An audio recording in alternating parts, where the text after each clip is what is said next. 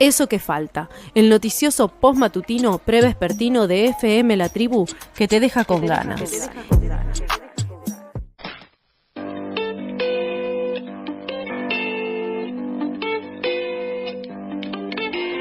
Este mes, el Centro de Economía Política Argentina presentó un informe sobre la situación laboral en el primer semestre del año. Este informe presenta un análisis de la evolución de la cantidad de trabajadores y trabajadoras y de empleadores desde que Javier Milei ganó el balotaje allá en noviembre del 2023 hasta abril de este año. Para tener más detalles, estamos en comunicación con Julia Rigueiro, quien es magíster en Historia e integrante del Centro de Economía Política Argentina, el famoso CEPA. Hola Julia, ¿cómo estás? Natacha te saluda al aire de FM La Tribu. Hola, ¿cómo estás? Bien. Buenas tardes ya, ¿no? Para ustedes y gracias por el contacto. No, gracias a vos por dedicarnos un tiempito. Queríamos charlar un poco sobre este informe que presentaron y antes de meternos quizás en los resultados de lo que investigaron, queríamos consultarte sobre la metodología que emplearon para medir esta cantidad de despidos y de suspensiones a lo largo del país. Buenísima pregunta. Te la agradezco también porque hacemos un esfuerzo, así como otros centros de estudio que hay en el país, principalmente los que se desprenden de algunos sindicatos o algunas confederaciones, es que le prestamos bastante atención a la metodología y a las fuentes. Uh-huh. Y eso contrarresta el discurso oficial que se empeña en no citar fuentes, en citar datos falsos, en tergiversar fuentes y así. Uh-huh. Es realmente distinto y aspiramos a que bueno, en un futuro periodo de gobierno volvamos a tratar con el valor que se merece la verdad y la rigurosidad. Uh-huh. Es importante. Sí, en este caso nosotros utilizamos una variedad de fuentes que son, en principio, lo que se desprende del CIPA, datos oficiales del Sistema Integrado Previsional Argentino, y datos oficiales de la Superintendencia de Riesgos de Trabajo. Ahí podemos contabilizar la pérdida de puestos de trabajo y también el registro de empleadores o empresas en los datos oficiales hasta el mes de abril. No tenemos datos más recientes porque esos organismos oficiales tienen cierto delay en la presentación de los mismos, lo cual es lógico. Claro. Y después tenemos una fuente cuantitativa y cualitativa, pero es más parcial en el sentido de que no es una fuente oficial porque utilizamos datos relevados de diferentes sindicatos, principalmente de la industria. Son sindicatos que aglutinan al 60% más o menos de los trabajadores y trabajadoras de ese sector económico, con lo cual es una representatividad bastante grande la de los mismos. Y por último, tenemos datos que son relevados a partir de los medios de comunicación, sobre todo en lo que refiere a algunos casos de empresas con despidos en las diferentes provincias de la Argentina. Okay. Bueno, no estoy mencionando, por supuesto, lo que tiene que ver con el sector público, además de estar registrado en el CIPA, sistema previsional que nos muestra quienes están activos y activas laburando tanto en el sector público como en el privado, pero también para el sector público tenemos las fuentes sindicales, y ahí vuelvo a remarcar también la importancia de las agrupaciones gremiales de trabajadoras y trabajadores. Claro. ¿Sabes? La metodología que utilizamos fue recuperar todos esos datos a los últimos disponibles y a su vez utilizar una proyección.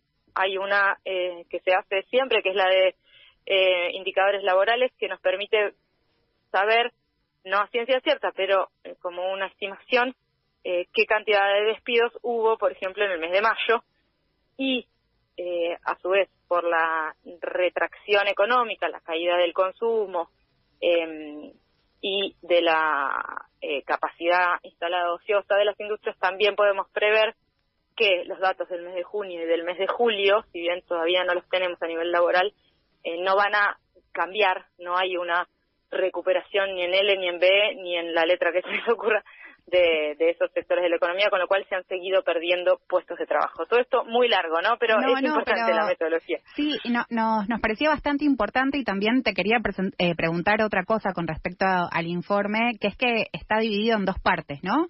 Una detalla la cantidad de empresas y la cantidad de trabajadores, y la otra aborda como esta evolución de cantidad de empleados por el tamaño de empresa. Y un poco ya nos llamó la atención y queríamos consultarte por qué, a qué responde esta división que hicieron dentro del informe. Bueno, esa división también tiene que ver con un poco mostrar, siempre decimos esto, ¿no? Los números, los índices, las tasas muestran información, pero a la vez también ocultan alguna información. Entonces, si nosotras tenemos el dato de qué cantidad de despidos hubo o qué cantidad de puestos de trabajo se perdieron, qué cantidad de empleadores hay menos, son 7.864 empleadores menos en ese periodo tomado como universo, y las trabajadoras que ya no tienen su laburo. Bueno, ¿de dónde son? ¿Dónde trabajaban? Ese dato ahí en el número ese no aparece. Bueno, trabajaban en empresas grandes o en empresas pequeñas, y a partir de describir en qué empresas se produjeron esos despidos podemos identificar también algo que en teoría es más fácil de decirlo, y después explicarlo lleva más tiempo, que es: estos modelos económicos nos llevan hacia una mayor concentración de la economía. Ganan o se salvan las empresas más grandes, las que más espalda tienen, y pierden las medianas, las pequeñas, las pymes, las micropymes. ¿Cómo lo demostramos? Bueno, la mayoría de los despidos de todos estos alrededor de 170.000 en total, se produjeron en empresas de gran porte, en empresas de más de 500 trabajadores y trabajadoras. En esas empresas, la espalda económica les alcanza para despedir, suspender, otorgar vacaciones anticipadas, bajar la cantidad de horas extras, cerrar un día o cerrar varios meses, pero no cerrar la fábrica definitivamente. Caso Asindar, por ejemplo, caso Bridgestone, caso Ferrum, caso Techin. Pero la mayoría de los empleadores que se pierden son de empresas pequeñas, de menos de 500 trabajadores y trabajadoras.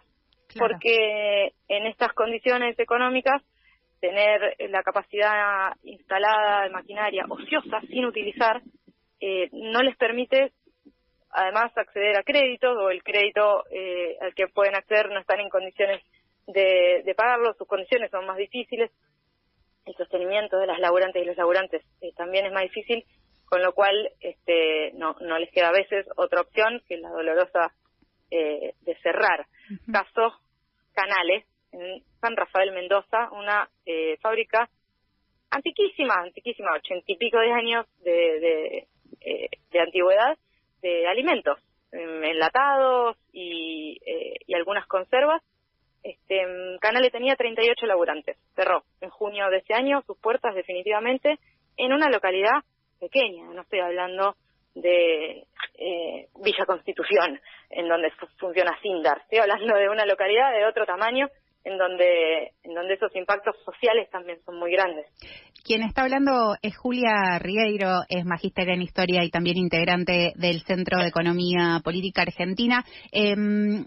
Julia, vos recién hablabas de la cantidad de despidos, y hay otro dato que nos sorprendió bastante del informe, es este cierre de casi 8.000 empresas, del que también comentabas algo antes.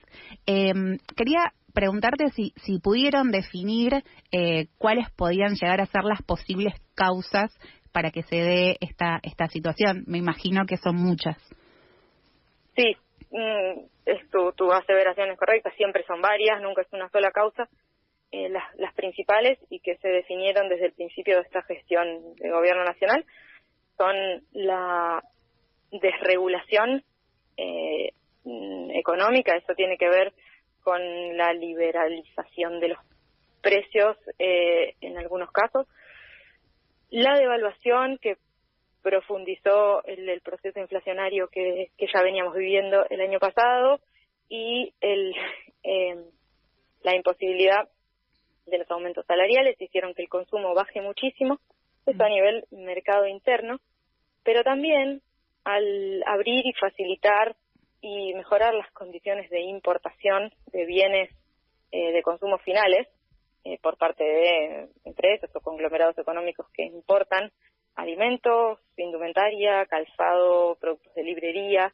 Bueno, las importaciones también hacen a que veamos una mayor variedad de productos en las góndolas de cualquier supermercado o en las de una librería grande o una farmacia, pero perjudican a la pequeña industria nacional. Okay. Y entre que bajan las ventas,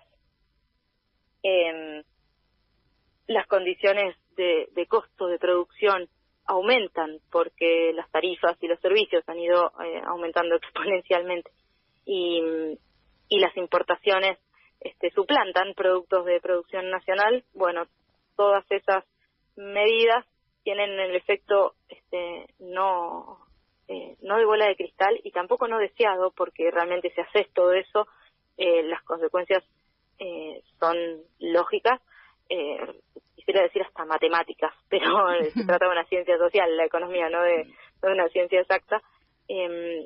Las consecuencias van a ser unas condiciones muy difíciles de sostenimiento de empresas medianas y pequeñas. Claro. La caída de las ventas, según las propias voces de los empleadores y también de los laburantes, la caída de las ventas es la principal causa de tanto de las suspensiones, de los despidos, como de los cierres, en el caso de los cierres. Y una empresa que produce pisos de goma para plazas públicas se encuentra con que la obra pública está totalmente frenada, ¿a quién le va a vender pisos de goma para plazas públicas sino al Estado, ya sea municipal, provincial o nacional?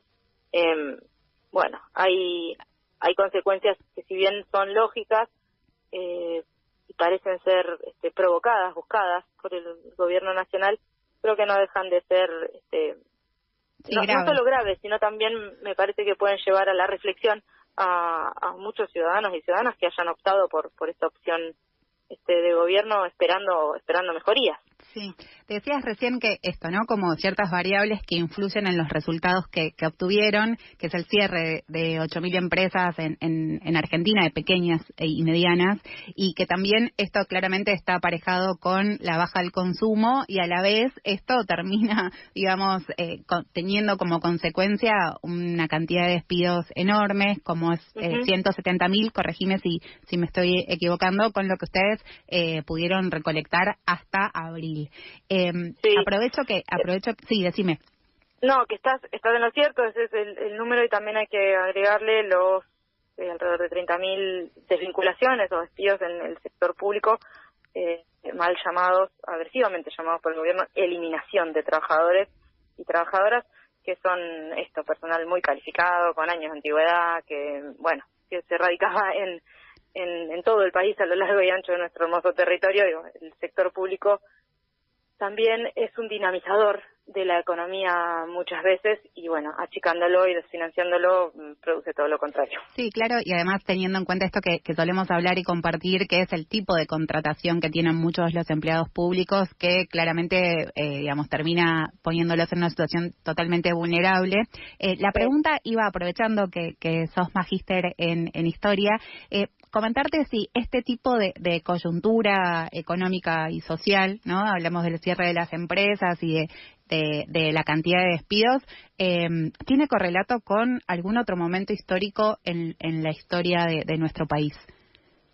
Sí, buenísima. Obvio que además algo que a uno le interesa, siempre espera que le interese a los demás, ¿no? A mí me encanta la historia, pero no pretendo que todos y todas nos interese muchísimo, pero solamente con mirar los últimos 30 años de nuestra historia, podemos identificar que esto que nos está sucediendo en el cortísimo plazo de 6 meses solo sucedió en la misma magnitud en los 4 años del gobierno de Macri, con lo cual se verifica eso que ellos dicen, que es vinimos a hacer lo mismo pero más rápido. 6 meses con 200.000 empleos menos, equiparable a 4 años con esa misma cantidad de empleos menos. Y si volvemos el tiempo un poquitito más atrás, y espero que no lleguemos a ese límite, los 10 años que transcurrieron entre el 89 y el 99 se perdieron muchos puestos de trabajo y terminaron con una crisis en la cual, 2001, 2002, 1 de cada 4 personas en la Argentina no tenían trabajo. Estos modelos de saqueo extractivista, de financiamiento del sector público y demás, llevan a eso en otras condiciones, y en esto sí es importante también siempre tener en cuenta que la historia no se repite, porque hay otras variables que antes, en los 90, no estaban. El trabajo, el teletrabajo, o el trabajo por plataformas, o las distintas formas laborales que hoy existen 30 años después de ese momento, son bien diferentes, pero sí son mucho más precarias que las otras condiciones laborales, con derechos, con vínculos con compañeros y compañeras con los cuales poder organizarse. Así que yo creo que esta coyuntura tiene mucho de conocido, mucho de repetición de aquello que sucedió en las anteriores épocas neoliberales, pero mucho de novedoso también, sobre todo porque el mercado laboral ha cambiado en los últimos años a raíz de la fuerte irrupción y masividad de la tecnología a través de no solo de las redes sociales, sino también de las distintas formas de digitalización de la economía y de las relaciones. Sabes que justo hablábamos la semana pasada con Luis Campos, y una de las preguntas que hacíamos en relación a esto, ¿no? De las diferentes coyunturas y épocas históricas, y a la vez esta cantidad de despidos que es, digamos, muy evidente en esta gestión, si tenía que ver también en este punto del cambio en el mercado laboral, si tenía que ver también con un alza en el trabajo no registrado. Es decir, que todos estos despidos podían ir al terreno de, digamos, contratos que no estén avalados, ¿no? Y todo lo que conlleva claramente con todos los derechos laborales vulnerados. Entonces, ¿pudieron recopilar algo de información con respecto a esto? Digamos, si estas personas que estaban en un contrato de trabajo X pudieron ingresar a un terreno donde no tienen trabajo registrado. Bueno, hay un dato oficial que nos permite ver apenitas como un esbozo de esa respuesta, que es que mientras todos los empleos registrados en todos los sectores iban cayendo a lo largo de estos meses, el sector monotributista creció en tamaño. Hay más monotributistas que el año pasado. Con lo cual, suponemos, o estos son todavía como incipientes aproximaciones, suponemos que en parte tiene que ver con esto, con los cambios de modalidad y de relaciones y vínculos laborales. Y por otro lado, eso porque también son trabajadores y trabajadoras registrados de otra manera, ¿no? Como monotributistas. Sí. Y en relación al trabajo no registrado, bueno, hay algunos sectores en donde sí es muy contundente, como por ejemplo en el de las trabajadoras de casas particulares. Sí. Bajó en varios miles la cantidad de trabajadoras de casas particulares registradas, un trabajo absolutamente feminizado en nuestro país,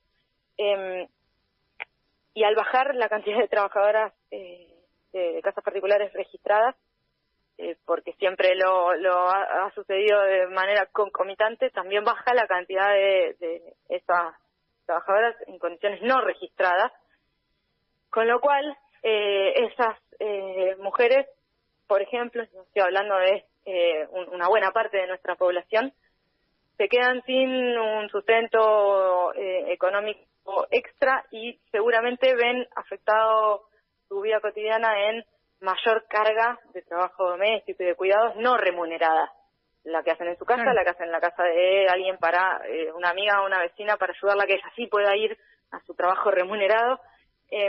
Entonces, todavía no tenemos, no te puedo responder de forma completa esa pregunta, ¿a dónde fueron a parar estas 170.000 personas?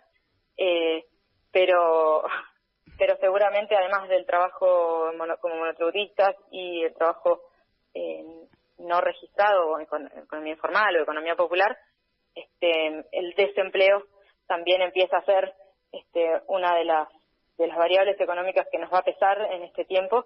Y por otro lado hay una que es minoritaria, pero a veces me parece importante mencionarla, que ya la vivimos y que es bastante triste, que en su momento la llamamos la fuga del cerebro, pero hay muchos trabajadores y trabajadoras hipercalificados que encuentran como única posibilidad de seguir laburando en lo suyo el exterior. Caso laburantes que forman parte, por ejemplo, del desarrollo de la energía nuclear en nuestro país. Un desarrollo absolutamente destacado. Son solo 7 países en el mundo que tienen reactores nucleares como los que tenemos nosotros, y esas personas, ¿dónde pueden seguir trabajando si el sector público los echa en nuestro país? Y probablemente en otro. Sí, quien habla es Julia Ribeiro, es parte integrante del Centro de Economía Política Argentina.